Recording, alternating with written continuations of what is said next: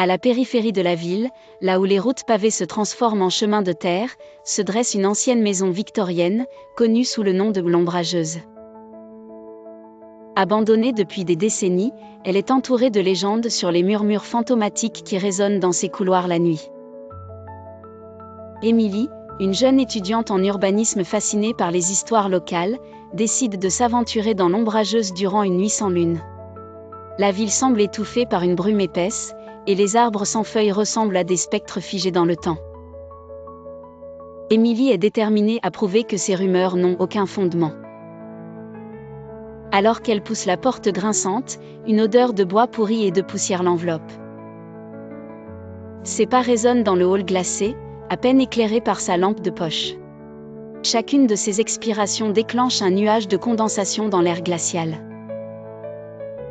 Une fois à l'intérieur, elle trouve une série de journaux éparpillés, recouverts de moisissures, racontant les incidents étranges vécus par les anciens habitants.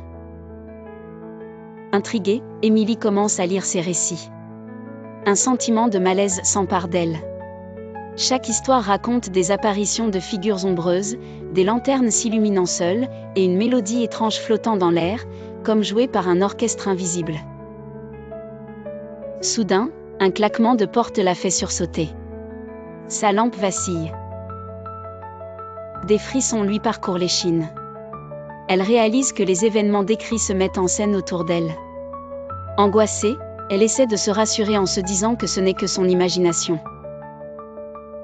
Cependant, au moment même où elle décide de quitter la maison, une voix douce et ancienne chuchote son nom. Ce murmure semble venir des murs eux-mêmes, comme si la maison respirait. Émilie ne peut résister à l'envie irrésistible de rester, impulsivement hypnotisée par cette présence invisible. Consciente qu'elle est maintenant partie prenante des légendes qu'elle souhaitait réfuter, Émilie comprend que quitter l'Ombrageuse ne sera pas aussi simple qu'elle l'avait imaginé. La maison, avec son charme sinistre, ne la laissera pas partir facilement.